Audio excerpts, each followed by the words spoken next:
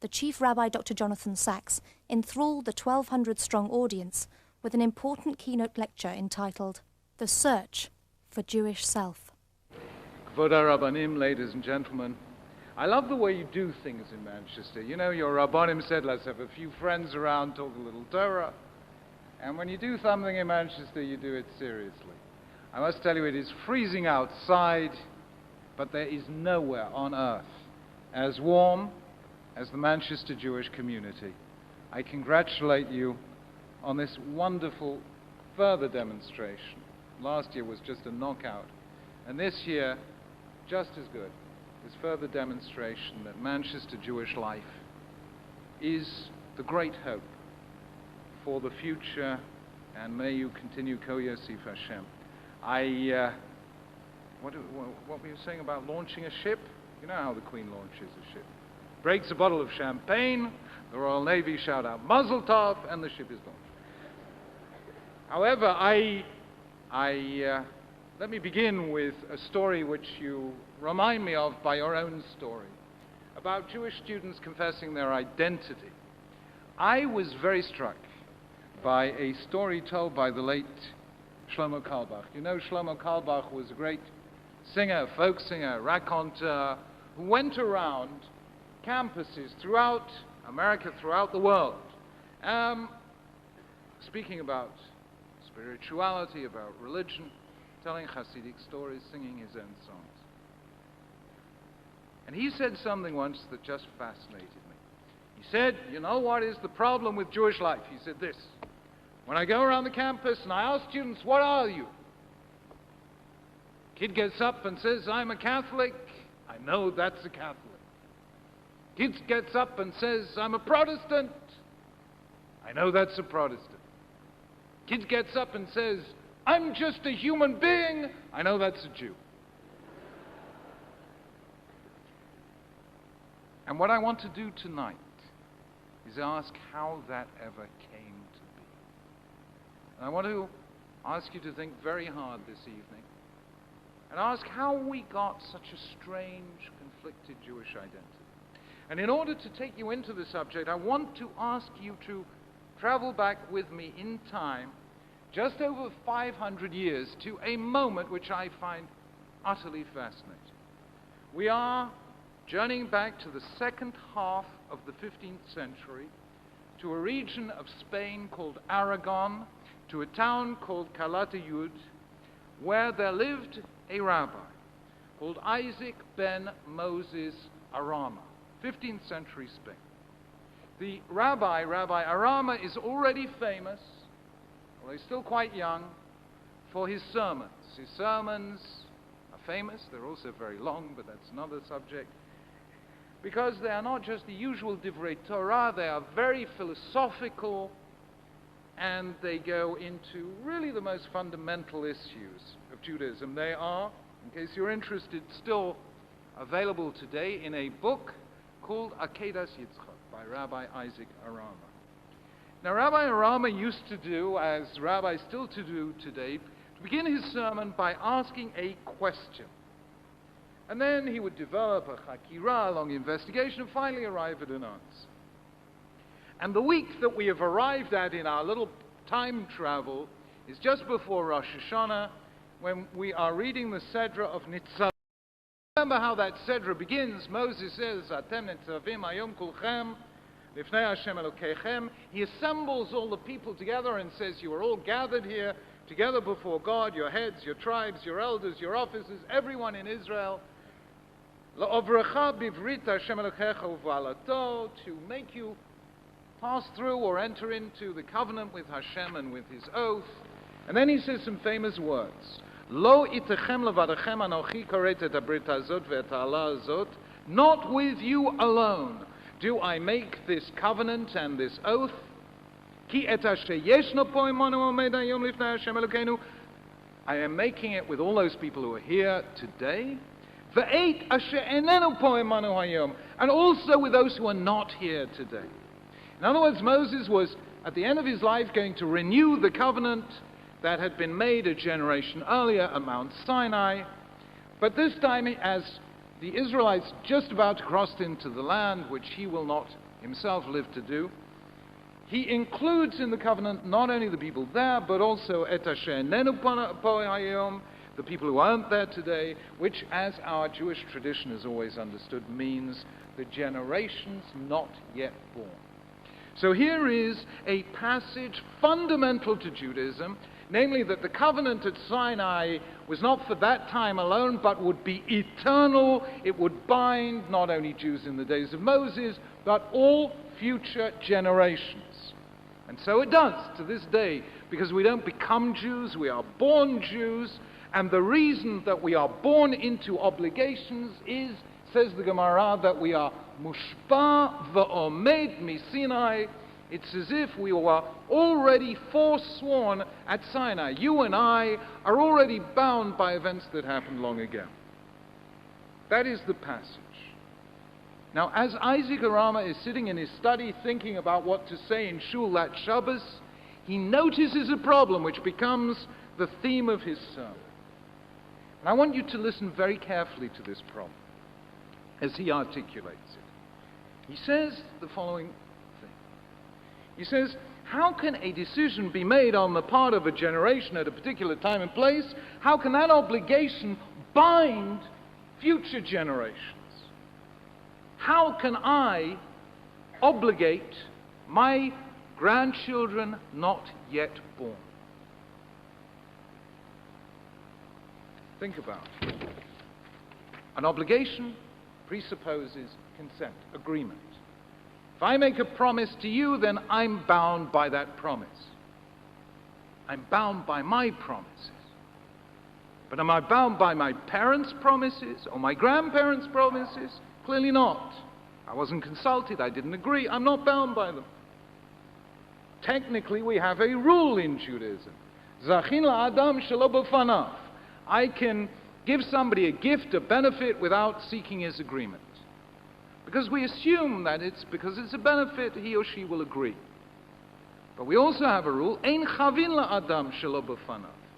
We don't impose a penalty or a liability on somebody without their agreement, because after all, since it's a liability, we need to check that that person agrees. Now we have to ask, is it a zechut or a chovah to be a Jew? Is it a benefit or is it a liability? The answer is, of course, in many ways it's a zechut. It's a great thing to be a Jew. But in some respects, it's also a very demanding thing. The Gemara says when somebody comes to convert, the Beis Din asks them, are you sure you really want to do this? Because until now you could eat whatever you like. Once you become a Jew, there'll be things you can't eat. Until now you could do whatever you like on Shabbos. Once you become a Jew, there'll be things you can't do. And therefore, since there are chovot, since there are obligations, you can't become a convert unless you agree. I have to agree in order to be obligated. So therefore asks Rabbi Yitzchak Arama a very simple question. How can we be born Jews? How can we be born with obligations to keep the mitzvahs? How can we be mushpa v'omed misinai? How can I be obligated by something that happened long ago and far away? After all, I wasn't consulted. I didn't agree. Do you follow the question? It is a very, very profound question. How could Moses make a covenant with generations not yet born? Now,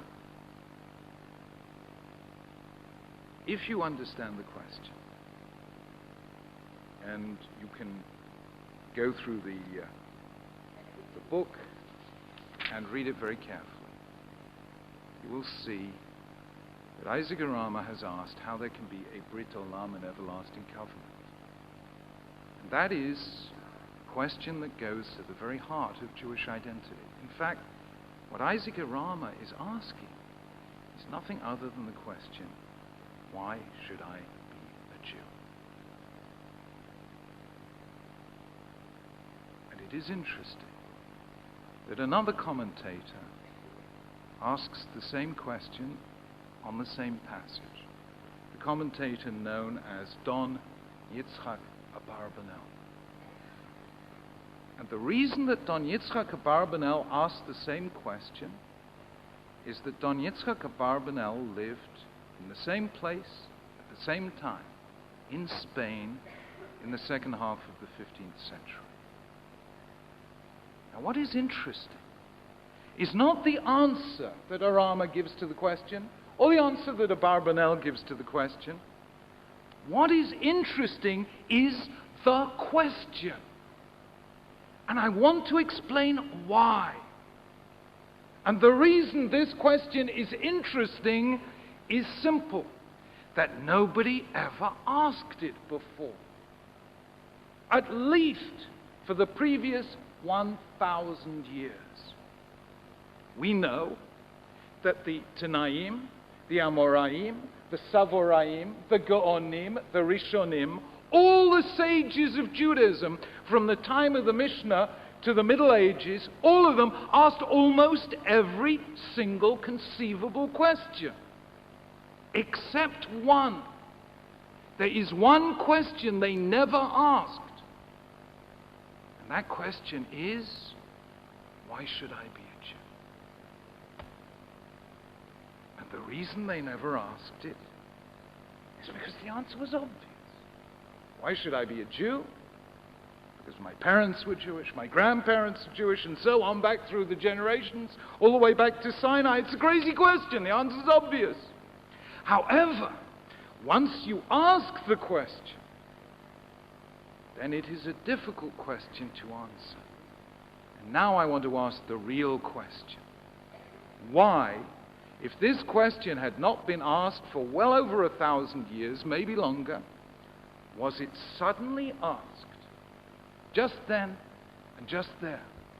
Why, if this question could have been asked at any time, was it not asked at any time and was only asked in Spain in the 15th century? That is a very interesting question. And the answer is this. We have just commemorated the 60th anniversary of Kristallnacht. What you may not know is that in 1391, a Kristallnacht took place in Spain. In Spain, where Jews had lived in relative prosperity and relative freedom for many centuries, in 1391, an exact precursor of Kristallnacht took place. Throughout the country, there were anti-Jewish riots. Shuls were burned. Jewish businesses were looted. Many Jews were killed. And from that day onwards, there began a systematic persecution of Jews that lasted for 101 years. For 1 century, there were waves of attempts to convert the Jews. Those who converted were offered equal citizenship. But those who didn't convert, those who stayed Jews, were confined to special areas, the first ghettos. They had to wear distinctive clothing, a forerunner of the yellow star of the Nazi era. They were barred from public life. They were forbidden to live with Christians, mix with Christians. And in 1492, 101 years later, all of this culminated in the expulsion of Jews from Spain. For 100 years, Jews were persecuted. And for almost the first time in Jewish history, many Jews converted. Many Jews. We know that some stayed Jews in secret. They were called the conversos, or the anusim, or perhaps you're more familiar with the term that the Spanish used, which was marranos. Some were Jews in secret, others just became Christians. Those who converted prospered, those who stayed Jewish suffered. And this was a crisis in Jewish life. The worst crisis since the destruction of the Second Temple, and there was nothing like it again until the Holocaust. What kind of a crisis was it? Obviously, it was an economic crisis, a political crisis, a physical crisis, but it was also a spiritual crisis. Because, for the first time, the Jews who stayed Jewish had to ask the question, why do we stay Jewish? When so many of our brethren are leaving the faith.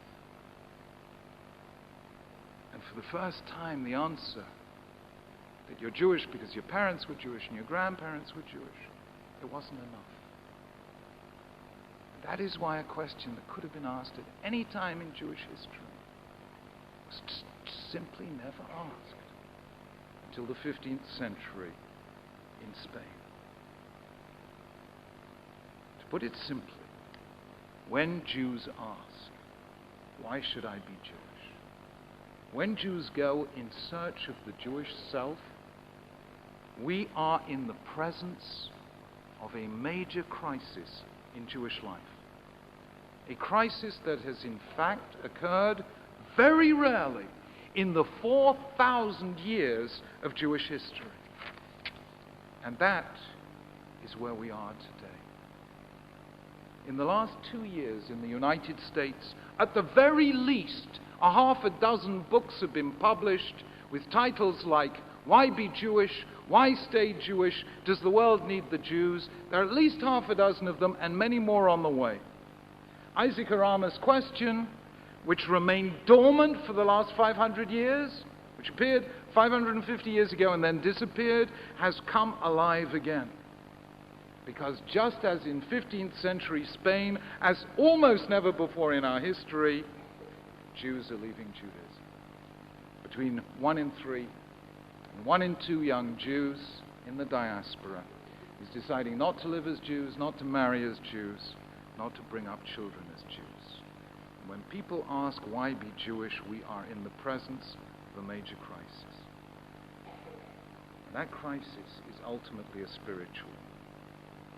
And of course, what is truly dramatic about our present situation is that unlike 15th century Spain, where all of this was happening in the context of persecution, today it is taking place in the context of freedom, affluence, tolerance, and civic equality. It's an unbelievable situation that we are living through today. Let me tell you a story. You know, I go around inducting rabbis. I wish they'd stay in office a bit longer. A couple of years ago, I did an induction in a little suburb in London. It was a terribly pucker English Conservative MP. That was just before the last general election, and there were still Conservative MPs. And this fellow came up to me after the induction. I'd never met him before. It's a fascinating story. And he said, "Chief Rabbi, I'm so glad you're here." He said, "My wife has been dying to meet you. She's Jewish, you know." I want you to listen to this story. It's one of the most remarkable things that ever happened to me. What was the story? 550 years before, her ancestors had converted to Christianity. They came from medieval Spain. They had never converted back again. For more than 5 centuries, her family had been Christians. In all that time, they never once forgot that they were once Jews. To the point that she was waiting to meet somebody, the chief rabbi, so she could tell me her story, that she had once been Jewish. Her family had once been Jewish. Can you imagine that? And yet today, young Jews are walking away from their Jewish identity as if that heritage, that identity, that history were nothing. And there's no pressure for them to do so. For heaven's sake, in most countries of the diaspora, Jews are among the most affluent, the most educated, the most successful of any religious group there is. For once, in economic and political terms, to be a Jew is a zechus. It's a tremendous advantage. It's not a liability. The Gemara tells us in Yevamot that when somebody came to convert, the Beis Din said to them, "Don't you know? Iata yodea sheYisrael devuyin udechufin umuturafin v'isurin boin aleihem." Don't you know that Jews are suffered and they persecute and troubles come upon them day after day? That doesn't apply anymore. It doesn't apply anymore. The whole tone of Jewish life has changed. You know, in In the Haim, they used to be philosophical about all the sorrows of Jewish life. You know, the lovely little conversation from the Yiddish sage in Chelm who, thinking about Jewish history, said, you know, probably it would have been better not to have been born. But how many are so lucky? Not 1 in 1,000. Today, Baruch Hashem, to be Jewish confers every advantage, and yet Jews are walking away. And what I want to ask is, how did it happen? And once we understand how it happens, we will know what the solution is. I can obviously only tonight sketch an answer in the broadest of strokes. But let me preface it with a little hakdama, a little preface. Sometimes a whole life can be wasted, can be spent in pursuit of an illusion. That life is destined to end in tears. And yet it happens not rarely, but quite often. And not just to ordinary people, but to some very intelligent people indeed.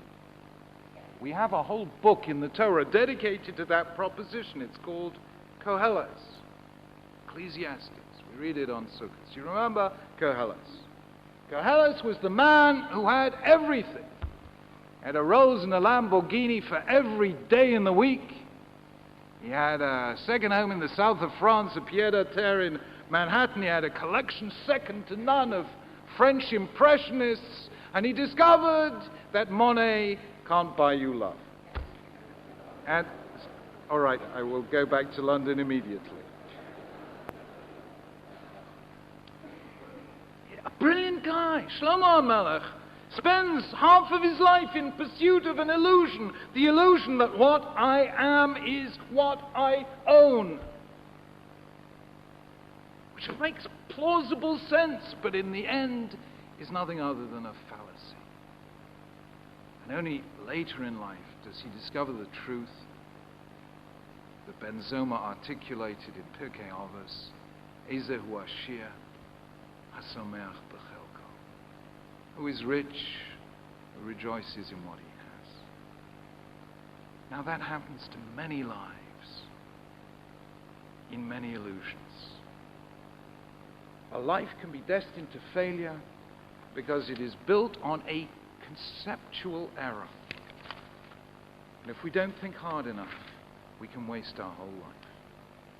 I've never said this in public before, but I'm going to say it tonight. I believe that much of Jewish life in the past 200 years has been built on a series of such mistakes. And sometimes the people who make them are very bright indeed. I want to just consider 3 approaches to Jewish identity which are very widely held in the big wide Jewish world, which are held by intelligent, thoughtful, even admirable people, but which are simply doomed to failure because they don't add up. Here is the first one. And it's perfectly illustrated by a certain columnist in a certain Jewish newspaper. I hesitate to name it, but you remember there was a space occupied by the late Chaim Bermat, of blessed memory. He was a good guy who sometimes liked to pretend he wasn't a good guy, but there's a certain columnist who's taken over that space. Nice fellow, I met him, he's a courageous guy, nice guy. But for this columnist, if you've read his columns, just as for Achad Ha'am in Eastern Europe a century ago, or a rabbi called Mordechai Kaplan in the United States in the first half of the 20th century, for all these people, being Jewish is a matter of culture. Be a Jew means liking certain kind of food, a certain kind of humor, a certain kind of experiences, certain kind of ethnicity. You like Woody Allen, you like Kugel, you like klezmer, you're a Jew. That is the definition. cultural Jew. Now, the people who hold this view, as I say, can be very serious and have a great deal of integrity. What is more, there are whole movements, whole institutions in Israel and in the diaspora dedicated to this proposition. Let me give you an example. I recently persuaded the Hebrew University in Israel to set up a conference on Jewish identity, which I hope will take place next summer. The academic staff of the Hebrew University, whom I admire tremendously, immediately, without even thinking, wrote down on the program for the conference the following titles: Zahut Tarbutit Shel Am Yisrael, the cultural identity of the Jewish people. They assume that if I'm talking about identity, I must be talking about culture. Now, if we just stop to think for 1 minute,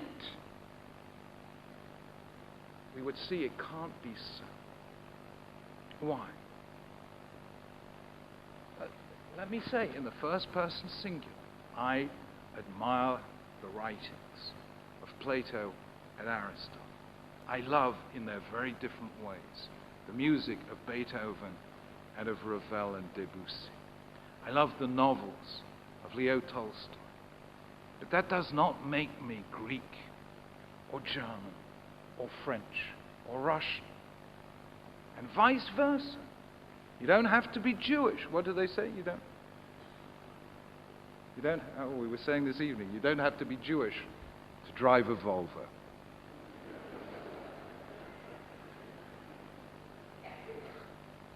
There's a comedian I know him quite well actually, called Jackie Mason. You've heard of Jackie Mason? I used to love him in the old days. He had this wonderful way back in the 60s, when I was a student, of beginning his talk. You know, he used to begin his, he always began his show like this. He said, "I may start slowly, but little by little, I die out completely." Anyway, Jackie Mason is absolutely convinced you have to be Jewish to understand Jackie Mason's jokes. So happened a few years ago, he invited me to his show, and for some reason, they stuck me in Elaine and I in the royal box. No, please, no more letters to the Jewish Chronicle. Please.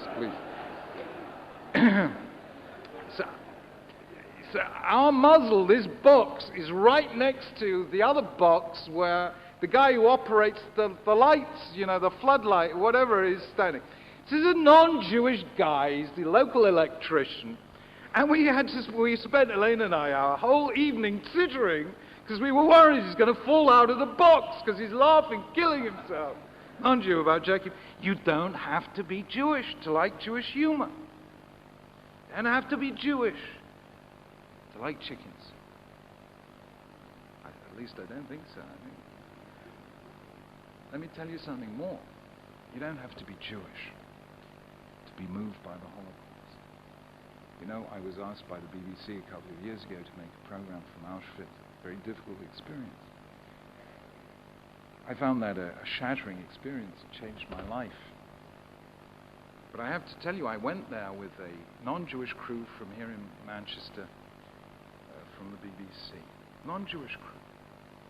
And I have to say, in all honesty, they were every bit as moved, every bit as shattered as I was. The truth is that the Holocaust is a Jewish tragedy, but it is also a human tragedy. And it is quite wrong for us to think that only we can mourn and grieve for it. Indeed, as you probably saw in yesterday's papers, the government is proposing a national Holocaust Memorial Day, which I have supported. And I believe that all of humanity is charged with the mitzvah of remembering, of zachor. So you will understand that culture does not cut to the core of identity. If I can explain it very simply, my culture tells me ma anochi, but not mi anochi. It tells me what I am, but it doesn't tell me who I am. Actually, I'm not sure if there is such a thing as Jewish culture.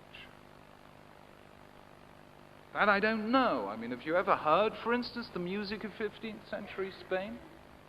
You ever heard it? You can buy records of it now, CDs of it. I tell you, it doesn't sound Jewish to me. Because it doesn't sound East European. I don't know if there is such a thing as Jewish culture, but this I know. Even if it was extremely simple to say that is Jewish culture, it would not define what is a Jew. And the reason is very simple. Culture does not obligate. Culture does not command. What is culture like? I'll tell you exactly. You've got a tremendous library here. What's it called? Ryland's Library. You have a super library here. You go into this library, it's full of books. You take out a book, you can take out any one of 1,000,000 books. You sit, you read it. You can be totally absorbed in it. It can engage you totally. It can even change you a little for the rest of your life. But at the end of the day, you put that book back on the shelf, you walk away, that book makes no claim on you. That book does not command. That is what culture is like. You enter into a painting, a concert, a novel, whatever it is. It's like taking a book out of the light. You put it back. It does not define who you are because it does not obligate. Any Jewish movement that makes culture the basis of Jewish identity will fail, guaranteed. I say this with absolute certainty, because it is based on a conceptual mistake. Culture can never be the basis of an answer, who am I? That is the first error. And many people made it. Whole movements were built. And they're still making it today. Secondly, another kind of approach. And this I will introduce by way of a story. Machester Rabbinical, it actually happened this way. In 1995, some people were kind enough to give me something called the Jerusalem Prize. It's a very nice prize. You go to Israel on Yom Yerushalayim, you make a speech in Ivrit in the Knesset. It's a big yichus. If you get offered it, take it. It's nice. And the next day, they make a reception in your honor in Beit HaNasi in the president's house. And so the president of Israel made a little reception in our honor. My family was there. He made a speech in my honor. Luckily, it was in Ivrit, so my parents didn't understand a word. Because in this speech, he, in his unique way, he said, "Chinuch Torani," and here is Rav Rashi kibel the prize, Trumato Chinuch Torani Bagola. I see the chief rabbi has received the award because of his contribution to Torah education in the diaspora. He said, "Chinuch Torani yotetov miklum aval." He said, "Jewish religious education is better than nothing, but." After that speech, I came back and I had breakfast with the Israeli ambassador, and I said, "Ambassador Kvoda Shagrir, now I understand how it is that after 4,000 years, the Hebrew language does still not have a word that means tact."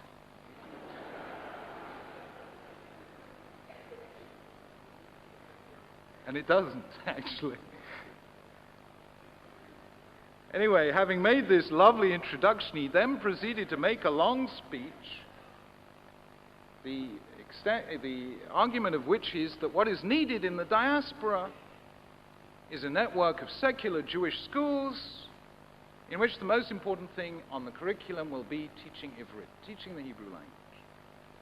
Now, this is actually a very interesting suggestion, that the Hebrew language will keep Jewish identity alive.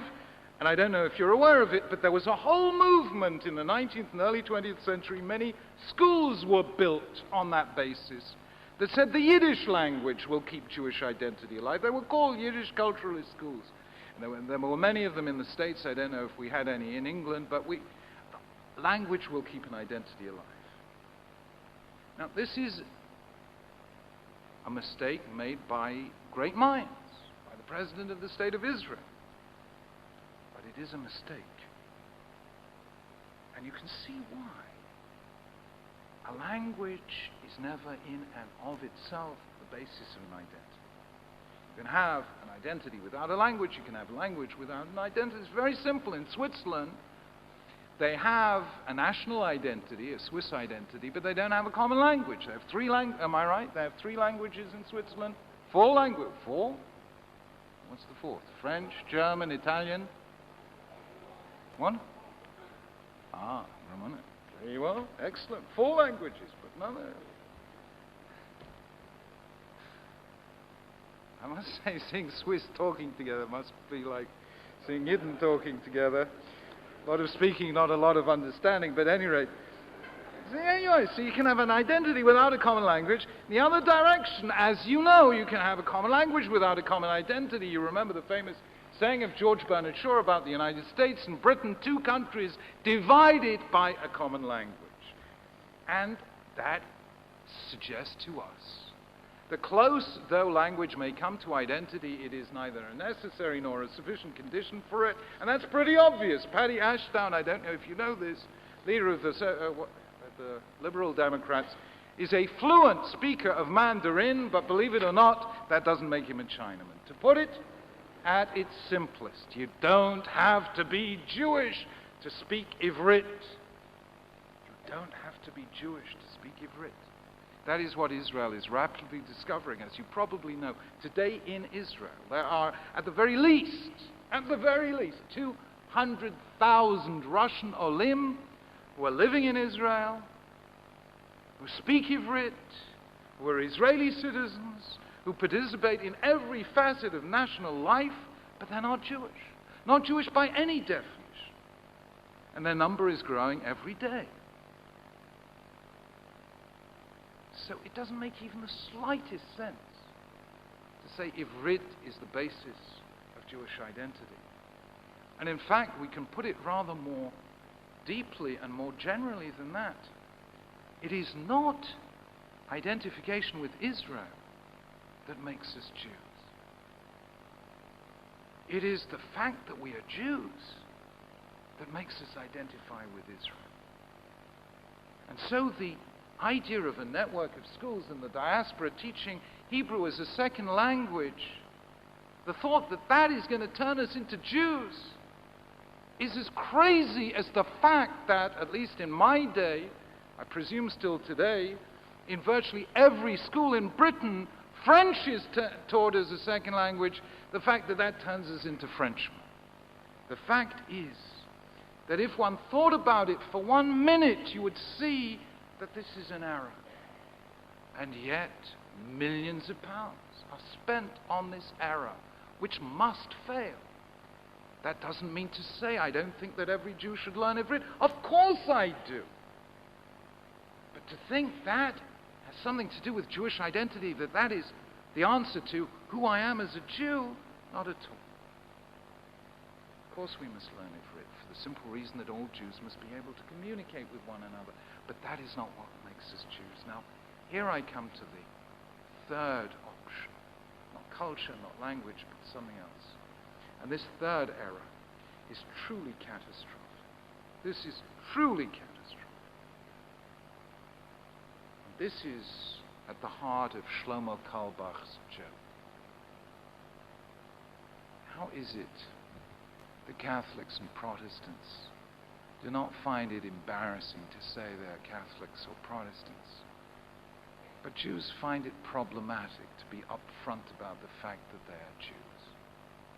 Can you imagine any other culture that would have something like, funny you don't look Jewish, as a compliment? Think about that. Think about that. We are very ambivalent about our own identity. Do you know the most profound remark ever made in the 20th century about Jewish identity, which in and of itself explains the current intermarriage rates, was coined by a great Jewish thinker called Marx. Groucho Marx,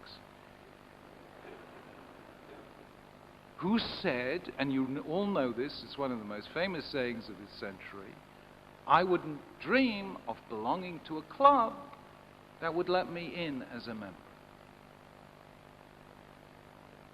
Now think about that. That is the most ambivalent, even self-hating remark it is possible to make.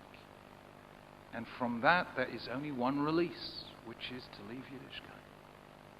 Because the club that would have us as a member is the Jewish people. And I don't want to belong to it. All of the ambivalence of Jewish identity is there. How did it happen? And here I come to the third and most tragic mistake about Jewish identity. I want to say a word about something called anti-Semitism. Anti-Semitism is the greatest crime of the modern world, and almost every Jewish family in the world, certainly every Jewish family in this room, but almost every Jew in the world has been affected by it one way or another, whether it is the pogroms and the May-laws that broke out in Eastern Europe, sending between 3 and 5 million Jews into flight to Britain and to the West between 1880 and 1914, where most of Anglo-Jewry came here, or it is the Shoah, which not only destroyed 2/3 of the Jews of Europe, but left a trauma, a mark of trauma on all of us, or it is the post-Holocaust anti-Zionism that has affected Jews living in Arab lands. One way or another, we have all been affected by anti-Semitism. This we know. But what we often forget is that anti-Semitism not only affects bodies, it also affects minds. It leaves its wounds and its scars in murderous attacks on Jews physically, but it also affects us spiritually. It leaves psychological traces. And why did this happen? Because something happened in the 19th century which very few people noticed. Even today we don't fully understand it, and I am going to define it. In the 19th century, Jews stopped defining themselves by reference to heaven and started defining themselves by reference to their neighbors. How had Jews defined themselves?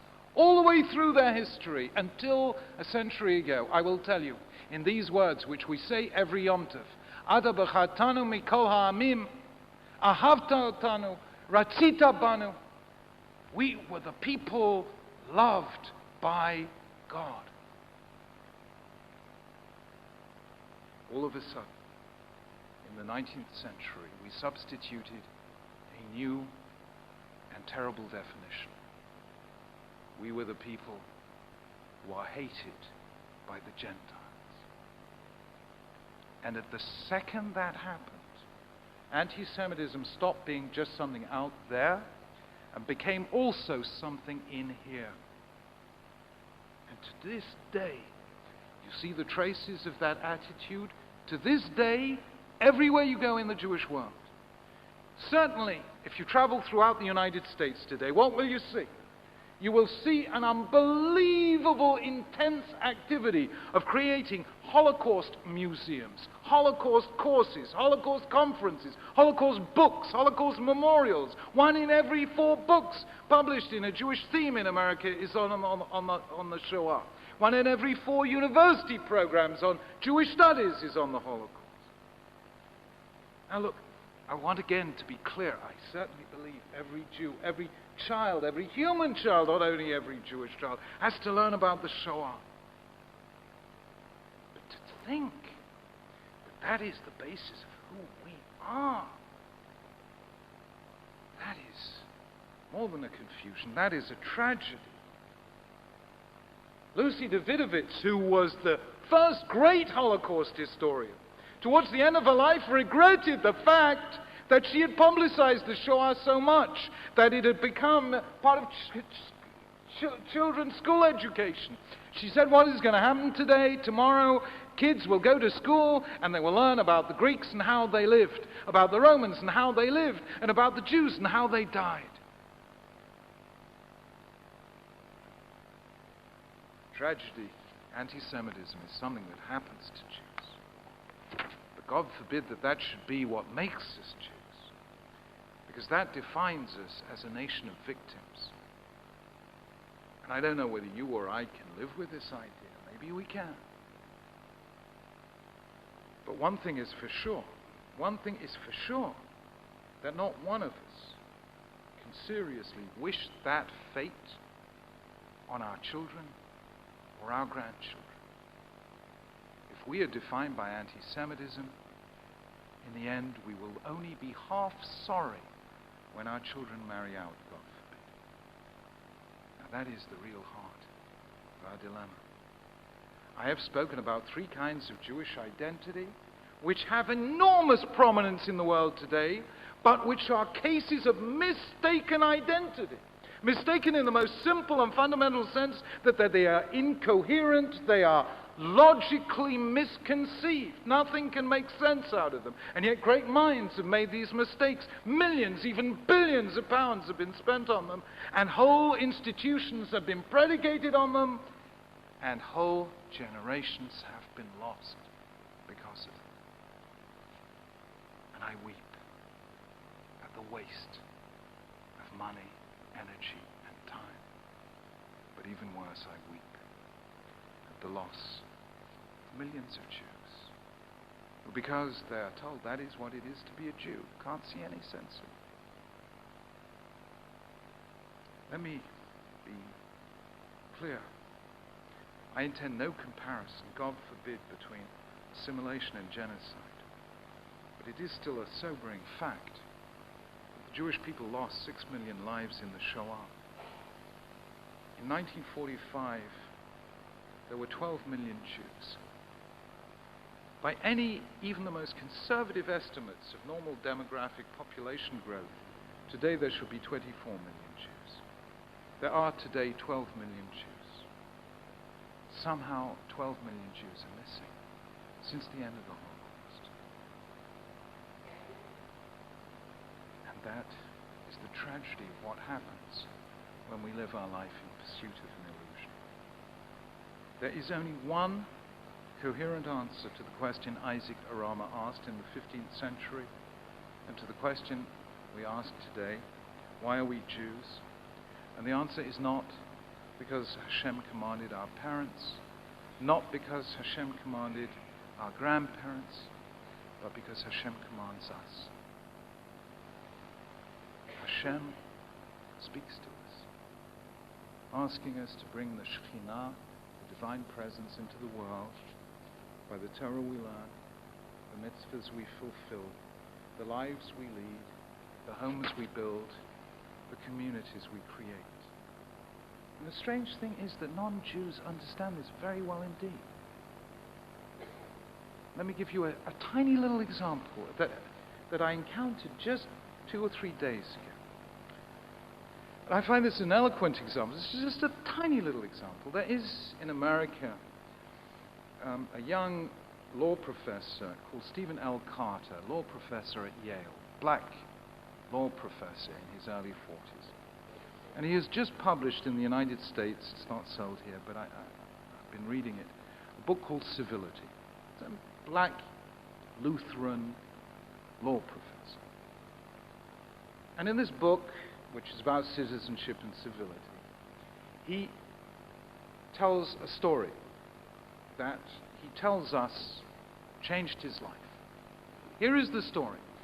I don't know, have any of you been to Washington? Any of you been to Washington? You will know that Washington is a very ghettoized city. It's a very beautiful city, but go around the suburbs, it's very ghettoized. There are white areas, there are black areas. Anyway, when he was about 8 years old, his family moved to a white area in Washington because his father was a lawyer working for the government. They moved into a white area. They were the only black family in this entire area. This is many years ago. This was 30-odd years, 35 years ago. He says it was terrible. The kids were sitting there watching all the neighbors walking by, and nobody said a word to them. Nobody even looked at them. It was as if they were invisible. He tells how he was sitting with his brothers and sisters on the steps of the house, crying and saying to himself, nobody wants us here, nobody is going to make friends of us here, we should never have moved. And then he says, a lady walked by and gave us a big smile and said, welcome. And then she disappeared in her house opposite theirs and came out 5 minutes later with a big tray of cakes and sandwiches, which she brought over to the kids and befriended them. He says this changed his life, taught him values to live by for the rest of his life, and that's why he wrote that book. Here was a woman, he said, who took the trouble to say hello to a stranger, and a black stranger at that. Her name, he says, was Sarah Kestenbaum. As it happens, a relative of the Jonathan Kestenbaum, who used to work for me, now runs UJIA. And he goes on to say this. Listen to this. Black Lutheran law professor. He goes on to say this. He says, the reason why Jews do this sort of thing, he says, is because they're commanded to. It is what Jews call chesed. And Sarah Kestenbaum was a very religious lady. And I thought to myself, Rabbanu Shalom, Moshe Rabbeinu was right when he said to the Israelites, keep this Torah, ki hi chochmatchem uvinatchem la'einei ha'amim, because this is your wisdom and greatness in the eyes of the nations. He never said it was your greatness and wisdom in your own eyes. He knew Jews are a little harder. But what a Kiddush Hashem. And how beautifully this Yale law professor, Lutheran, understood instantly what is Jewish identity. Friends, it could be that in Manchester I'm speaking to the converted, and yet I still feel it is time to speak. Et ledaber. Because I see throughout Anglo Jewry, American Jewry, Israel itself, various efforts here and there on the part of the media, on the part of intellectuals, on the part of policy institutes, to secularize and yet further secularize Jewish identity and Jewish life, to see Jewish life in terms of culture, or language, or consciousness of anti-Semitism. And maybe it's done with the best of intentions. Perhaps they truly believe that only by secularizing Judaism can you speak to Jews in what is, by any standards, a secular age. But it is a mistake. And it will lead to much heartbreak and much wasted effort and many disillusioned lives. I don't know how you program these new mobile phones, of which I see, you know, they all play symphony or concerts nowadays. But this I know, that after you've been trying for 2 hours to program one of these things, that wonderful aphorism comes into my mind: when all else fails, read the instructions. When all else fails, read the Torah. Read Jewish history, read anything you like, and you will find that the only coherent view of Jewish identity ever formulated is contained in 4 words, which all of us know: Asher kitshanu b'mitzvotav v'tzivanu. We were the people, we are Jews, because God summoned us to be holy through His commands, and He commanded us. If the word v'tzivanu, if the concept of command, obligation, does not appear in our definition of Jewish identity, then I guarantee you, within 3 generations, it will fail. And not all the programs, institutes, and billions of pounds will save it. The only way to survive, the only answer to what is a Jew, contains the word mitzvah. And with this, I conclude by the most striking proof of all, the proof that comes from this time of the Jewish calendar, the proof of Chanukah itself. I'm sure you probably know that Chanukah is, amongst all the festivals of the Jewish year, unique in one respect, that there is not one version of Chanukah, there are 2. The first story of Chanukah you will find written in the apocryphal books, books 1 and 2 of the Maccabees, and in the prayer that we say on Chanukah, Al Hanissim. That story of Chanukah concerns a great military victory, the greatest military victory in the ancient world, not just in Jewish history, but in ancient history, of how a small group of Jews under the Maccabees defeated the greatest empire of their time, the Alexandrian Empire of Greece. That is story 1. Story 2, which is contained in a little scroll. It's recorded in the Talmud. It's contained in a scroll called Megillat Ta'anit, and recorded in the Talmud, and represented by the mitzvah of Hadlokas Haneros, lighting the menorah on Chanukah. It's quite a different story of how one defiled cruse of oil was found in the temple, and how miraculously it lasted 8 days instead of 1, and that is represented today in the mitzvah of lighting the menorah. 2 different stories. 250 years later, 250 years after Chanukah, the 2 stories were put to the test. You see, 250 years later, 235 years later, the Second Temple was destroyed. The temple which the Maccabees had rededicated was in ruins. The independence that they had won was lost, and stayed lost until 1948. And the Talmud records a remarkable fact. The rabbis voted to abolish Chanukah. The Talmud says so. Batla Megillat Ta'anit. Chanukah is abolished, and all other minor festivals with it. Chanukah was abolished nearly 2,000 years ago. So why do we keep Chanukah? I'll tell you. The people refuse to obey the rabbis. And do you know why? Because the Gemara says, Mishum Deika mitzvah. There's a mitzvah on Chanukah. And nobody was willing to give up the mitzvah. What was the mitzvah? Lighting Chanukah candles, lighting a menorah. But people refused to give up the mitzvah. Isn't this a fantastic thing? The greatest military victory in the ancient world didn't last. The one mitzvah did last. It lasted to this day. And that is why we celebrate Chanukah today.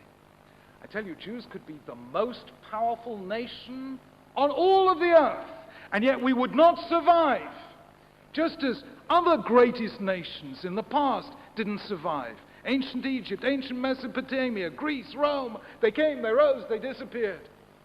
But we could be the smallest nation on earth, and believe me, we are the smallest nation on earth, as somebody once said. The total population of world Jewry is smaller than the statistical error in the Chinese census. We're a very tiny people. And yet, as long as we say the word Vetzivanu, the Jewish people will survive until the end of time. We're a small people, but our influence is vast, and our future is safe. Why? Because however long it takes us, we will eventually come back to the mitzvah, the voice that sounded once at Sinai and never ceases to echo in Jewish hearts, telling us that that is why we are Jews.